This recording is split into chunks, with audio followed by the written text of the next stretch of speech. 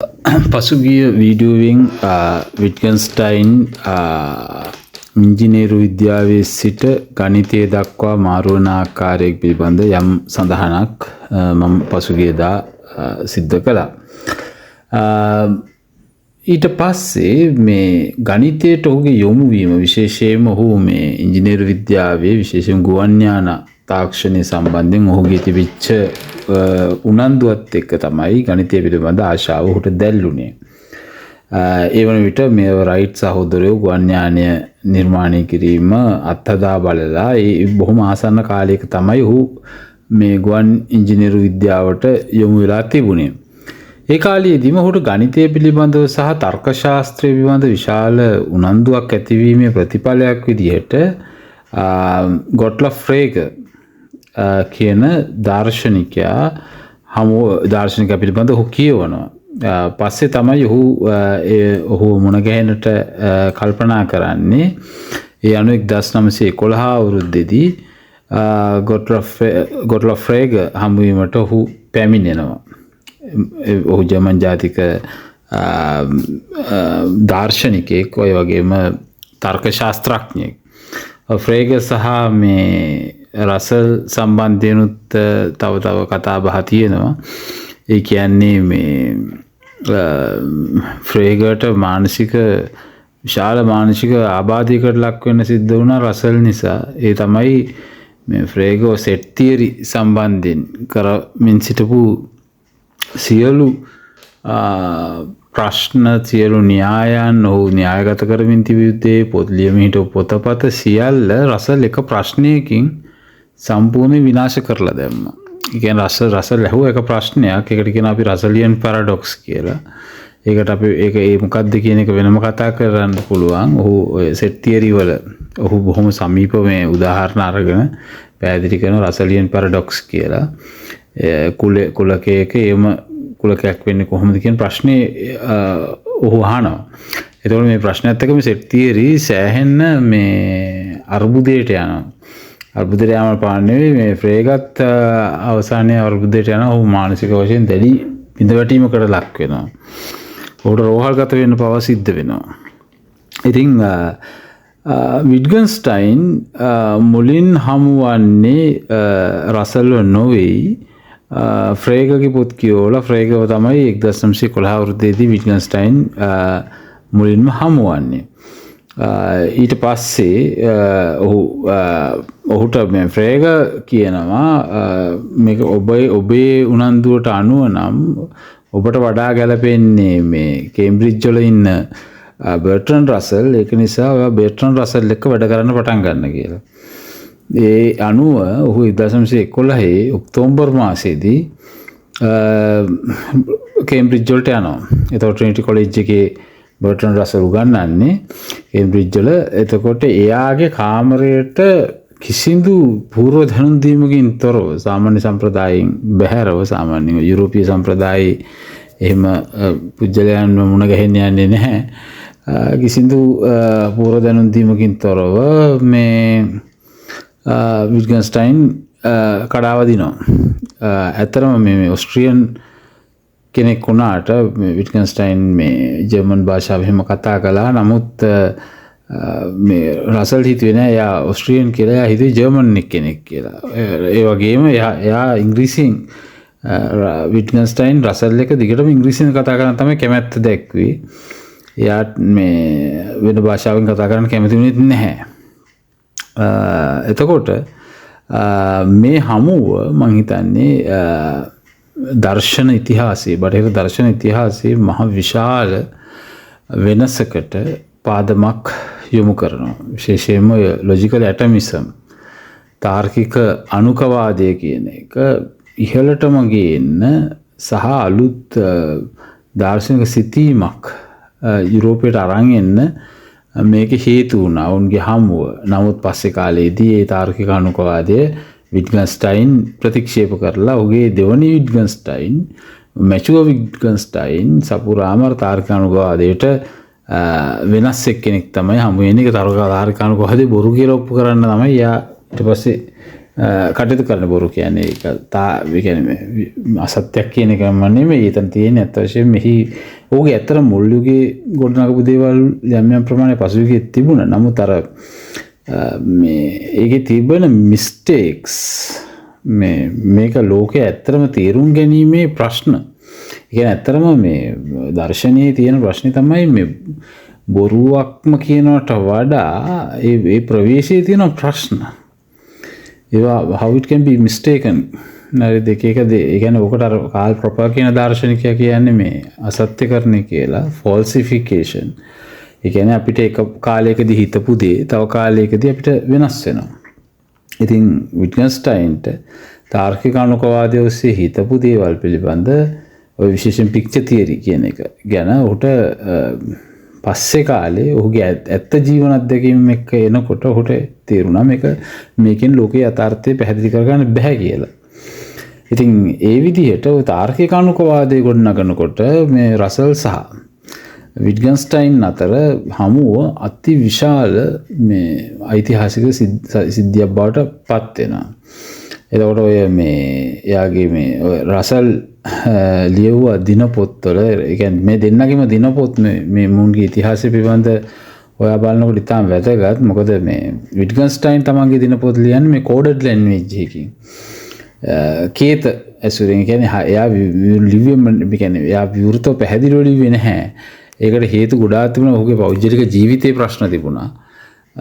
ඒකත් අපි කතා කරමු. ඒ නිසා එයාට තමන්ගේ අදහස් විවෘතව කිවීමේ බයක් තිබුණා. ඉතින් ඒ ප්‍රශ්න නිසා එයාගේ සදාචාරාත්මක ප්‍රශ්න සහ අභ්‍යන්තර ගැටුම් නිසා එයා සුයිසයිඩල් තෝට්ස් වලින් සෑහෙන කාලයක් හිටියා.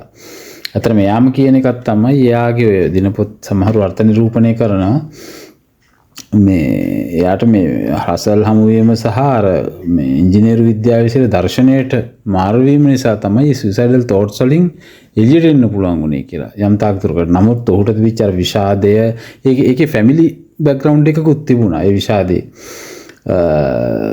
මේ ජෙනටික්ස් වලින් එන ප්‍රශ්නිකුත් තිබුණා. නමුත් ඒ විෂාදේ වගේ අර මානසික අසමතුලිතභාවය විට්ගන්ස්ටයින් තුළ දිගින් දිගටම තිබුණා. එතකොට දැන් මොකද එයාගේ පවුලේ සහෝදරයෝ 3 දෙනෙක් සියදිවි හානි කරගන්නවා. මෙයාත් බොහෝ දුරට සියදිවි හානි කර ගැනීමේ ප්‍රවණතා තිබුණු කෙනෙක්. ඒක ඔහුම ප්‍රකාශ කරන ඔහුට කොයිතරම්නම් සියදිවි හානි කර ගැනීමේ අවශ්‍යතාව සහ ආශාව විටින් විට ඇති වුණාද කියන කාරණේ. ඉතින් රසල්ගේ දිනපොත් එහෙම අර වගේ කෝඩඩ් ලැන්ග්වේජ් එකක් නෙමෙයි තිබුණේ. කේත වලින් ලියලා තිබුණේ නැහැ. පැහැදිලිවම කියව ගන්න පුළුවන් ඒවා රසල්ගේ දිනපොත්වල. මොකද රසල් තමන්ගේ පෙම්වතිය වුණු ලේඩි ඔටල්ලින් මොරල්ට යවපු ලිපිවල මේ ගැන කතා කරලා තියෙනවා. මේ ගැන කියලා තියෙනවා. විග්‍රහ කරලා තියෙනවා. මේ කොහොමද විට්ගන්ස්ටයින් තමන්ව හම්බෙන්න ආවේ.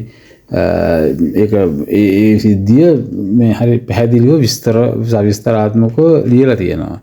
මොකද පළවෙනි දවසේ මෙයා රසල්ගේ කාමරයට කඩා වදින අවස්ථාව මේ නන්නාඳුන තරුණයා රසල් හිතන විදිහට මේ ජර්මානු තරුණයා තමන් මේ රසල් තේ එක බොමින් ඉන්න වෙලාවේ එයාගේ කාමරය ඇතුළට මේ තරුණයා කඩා පනිනවා.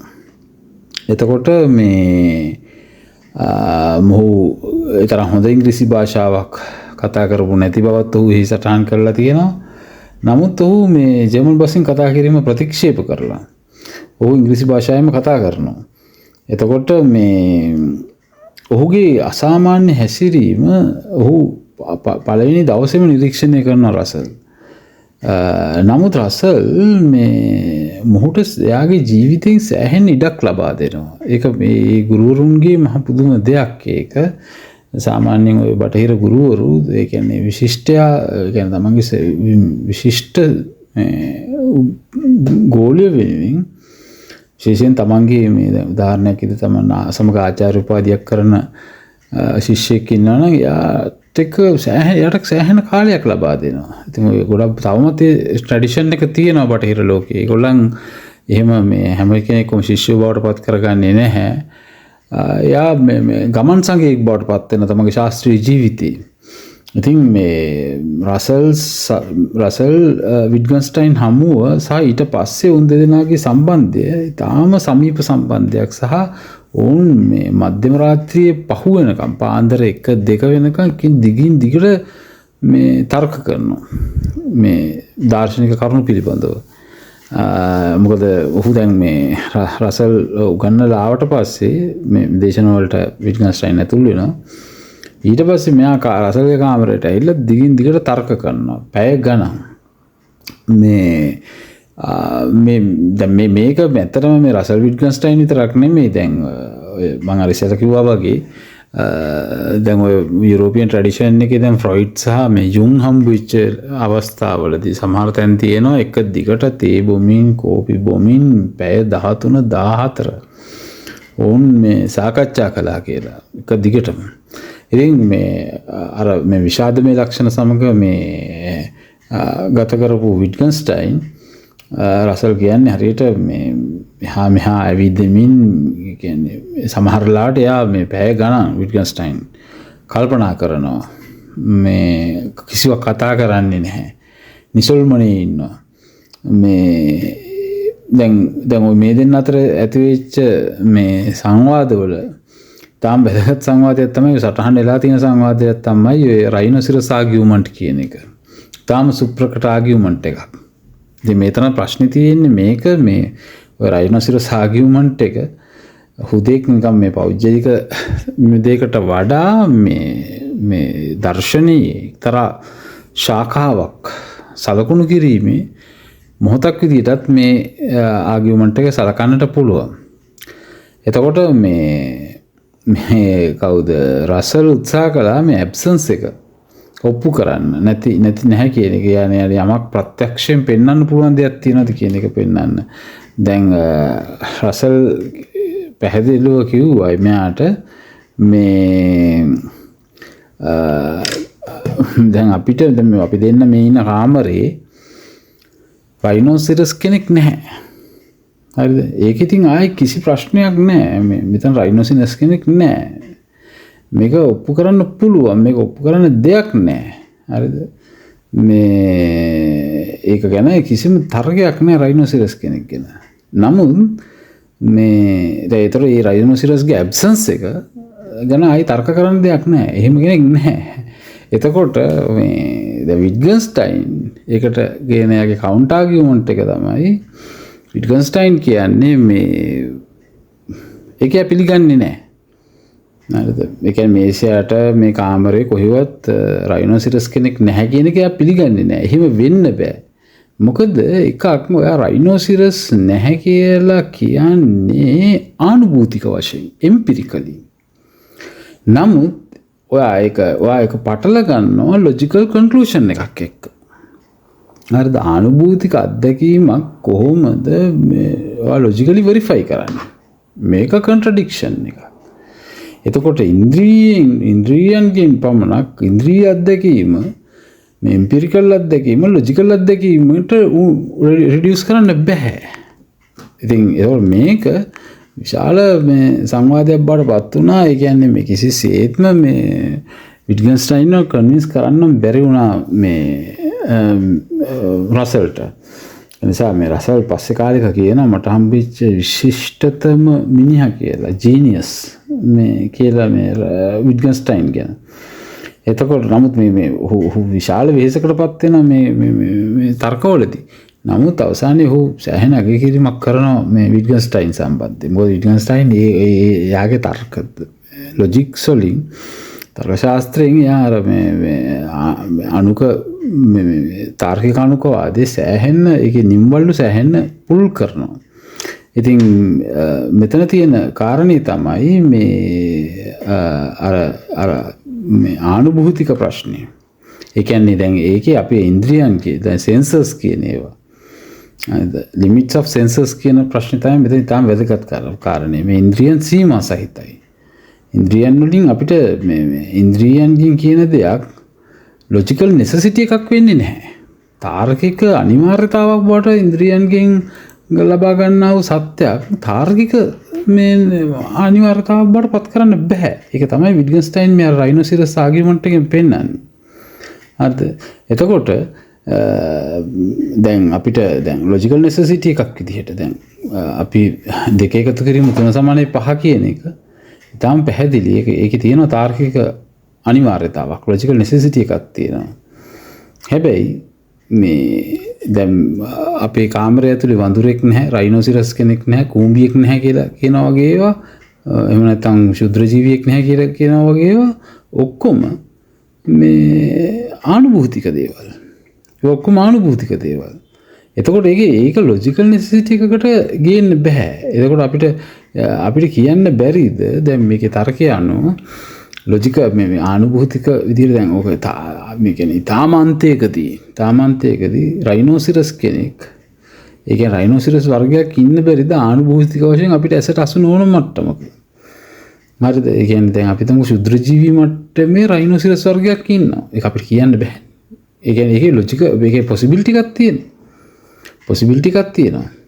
එතකොට ඒක මේ ඒ කියන්නේ එහෙම තියනවා කියන දැන් ඒ කියන්නේ ඔක අර පොපරියන් මේ ආගියුමන්ට්ස් වලින් අපිට ඔක ගන්න පුළුවන්. ඒ කියන්නේ දැන් මේ අපිට දේවල් දිහා බලලා ආනුභූතික වශයෙන් කියන්න බෑ. ලොජිකල් දෙයක්, ලොජිකල් නෙසසිටි එකක් ගොඩනගන්න බෑ. ඒක මේක හුදෙක් දැන් මේ කාමරේ රයිනෝසිරස් කෙනෙක් නැහැ කියන එක භෞතික ලෝකයේ පිළිබඳ නිරීක්ෂණයක්. එතකොට එහෙම භෞතික ලෝකයේ පිළිබඳ නිරීක්ෂණයකින් පරම වූ තාර්කික සත්‍යයක්, ඇබ්සලියුට් ලොජිකල් ට්‍රුත් එකක් කවදාවත් කියන්න බෑ. ඔන්නෝක තමයි මේ ප්‍රශ්නය. ඔන්නෝක තමයි විට්ගෙන්ස්ටයින් මතු කරපු ගැඹුරුම ප්‍රශ්නය. මේක තාම රැඩිකල් ස්කෙප්ටිසිසම් එකක්. රැඩිකල් සංශයවාදයක්, සැක කිරීමක්. අපි කාටත් අනුභූතික වශයෙන් පැහැදිලි මේ මෙතන මේ රයිනෝසිරස් කෙනෙක් නැහැ කියන එක. නමුත් අනුභූතිය එකක්, තාර්කික අනිවාර්යතාව තව එකක්.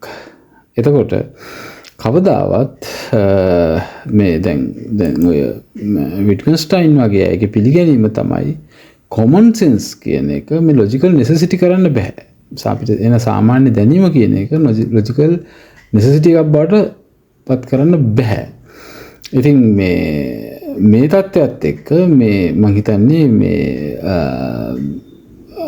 විශාල විදිහට මේ විට්ගෙන්ස්ටයින් නිසා විශ්ලේෂණාත්මක දර්ශනයේ සෑහෙන නිම්වලලු පුළුල් වීමක් ඔහු හරහා සිද්ධ වුණා. ඒ නිසා ඔහුගේ සාමාන්‍ය ජීවිතයේ පවා දැන් උදාහරණයක් විදිහට දැන් මේ ඔහුගේ අර මේ තිබෙන පරිපූර්ණත්වය පිළිබඳ ප්‍රශ්නය. දැන් යා මේ එක අවස්ථාවකදී මේ එක දේවල් ඔක්කොම අතහැරලා මේ එක අවස්ථාවක කරන්න පටන් ගන්නවා මේ ආකිටෙක්චර්. ඒ කියන්නේ මේ වාස්තු විද්‍යාව, ගෘහ නිර්මාණය. එයාගේ සහෝදරයෙක් වෙන මේ මාග්‍රට් ස්ටෝන් බ්‍රෝටර්. එතකොට එයා ව්‍යානානුවර ඔය මේ හවුස් විට්ගෙන්ස්ටයින් කියලා විට්ගෙන්ස්ටයින් නිවස කියලා එක හඳුන්වන්නේ. මේ දැන් මේ නිවස හදනකොට මෙයා මේ පරිපූර්ණතාවය වෙන කොයිතරම් මේ වෙහෙස වුණාද කියන්නේ ඕක ඉතාම ප්‍රකට කතාවක්. එයාගේ චරිතය පිළිබඳව සාකච්ඡා කරනකොට එක අවස්ථාවකදී මිලිමීටර් 30ක වෙනසක් වෙනුවෙන් එයා විශාල විදිහට ෆයිට් කරලා අර මුළු ප්‍රධාන කාමරයේම නිවසේ වහලා ගලවලා ඔක්කොම වෙනස් කරලා ඒක අර සිමෙට්‍රික මැතමැටිකල් ප්‍රොපොසිෂන්ස් හරියටම හරියන විදිහට ඔහු වෙනස් කරනවා. ඒ කියන්නේ මිලිමීටර් 30කින්, ඒ කියන්නේ සෙන්ටිමීටර් 3කින් වහලේ මේ සිවිලිම උස්සන්න නියෝග කරනවා. නමුත් මේකට විශාල මේ වියදමක්, කියන්නේ මේකට වියදම සහ වෙහෙස මේ සියල්ල පැත්තක දැම්මත් ඒ මිලිමීටර් 30ට මෙයා ෆයිට් කරනවා.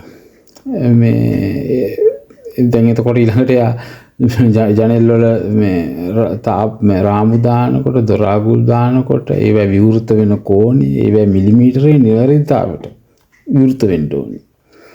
ඉතින් මේක මේ විශාලම ප්‍රශ්නයක් බවට පත් වුණා. මේ හවුස් විට්ගෙන්ස්ටයින් කරපු මේ බාස්ලට එහෙම සෑහෙන ප්‍රශ්නයක් බවට පත් වුණා. ඊට පස්සේ මේක මේ මිනිමලිස්ට් මේ අප්‍රෝච් එකක්. අවසානයේ දැන් මේක මේ යාගේ මේ සොහොයුරිය මේ මාග්‍රට් කිව්ව කතාව තමයි මේ ගේ නම් අතිශයම පරිපූර්ණයි. ඒක දෙයියන්ට හොඳයි. හැබැයි මිනිස්සුන්ට නම් ඉන්න අමාරුයි කියලා. මොකද ඒ තරම් ඒ පරිපූර්ණත්වය ආපසු පෙරලා ප්‍රශ්නයක් වෙන තත්ත්වයට ආවා. ඉතින් කොහොම වෙතත් අවසාන අර්ථයෙන් මේ රසල් කියන්නේ මේ දැවැන්ත විදිහට මේ 20 වෙනි සියවසේ දර්ශනය, තර්ක ශාස්ත්‍රය, ඒ වගේම ගණිතය පමණ නෙමෙයි මම මේ මෑතකදී මේ කෘත්‍රිම බුද්ධිය පිළිබඳ දේශනයකට සවන් දුන්න මහාචාර්යවරයෙක්ගේ ඔහු මේ කෘත්‍රිම බුද්ධිය පිළිබඳ LLMs large language models පිළිබඳ පැහැදිලි කරන්න පාවිච්චි කරන්නේ විට්ගන්ස්ටයින්. ඉතින් ඔහුගේ මේ කාර්ය මම හිතන්නේ මේ මුළු සිතීම 20 වෙනි සියවසේ සහ මේ අපි දර්ශන ඉතිහාසයේ ගමන් කරමින් ආපු සිතීම සෑහෙන විදිහට වෙනස් කරනවා. විශාල වෙනස් වීමේ මොහොතක්. ඉතින් මේ කාරණේ දැන් මේ විශේෂයෙන්ම මේ ඊට පස්සේ මේ භාෂාව පිළිබඳ සිතීම, සෞන්දර්ය මේ සියල්ල පිළිබඳව මම හිතන්නේ මේ දිගින් දිගට අපිට වෙන වෙන වශයෙන් කතා කරන්නට පුළුවන්. මේවා කොහොමද අවසානයේදී කලා විචාරයට විට්ගන්ස්ටයින් පාවිච්චි වෙන්නේ, සමාජ විද්‍යාවට විට්ගන්ස්ටයින් පාවිච්චි වෙන්නේ කොහොමද, මානව විද්‍යාවට විට්ගන්ස්ටයින් පාවිච්චි වෙන්නේ කොහොමද, මේ සියල්ලට ඔහුගේ න්‍යායන් එකින් එක පාවිච්චි කරනවා. මම හිතන්නේ මේ ජීවනතර වලින් පස්සේ අපි එහෙම එකින් එක ඔහු මේ න්‍යායගත කිරීම, විශේෂයෙන් ඔය භාෂා ක්‍රීඩා වගේ දේවල් ඔහු න්‍යායගත කිරීම කොහොමද කලාවට, කලා විචාරයට, භාෂා පිළිබඳ තිබිච්ච මේ සාරාර්ථවාදී කියවීම් වලට එරෙහිව මේ කවුන්ටර් ආගියුමන්ට්ස් විදියට ගොඩනැගුවේ කොහොමද කියන කාරණේ අපි ඉස්සරහට සාකච්ඡා කරමු.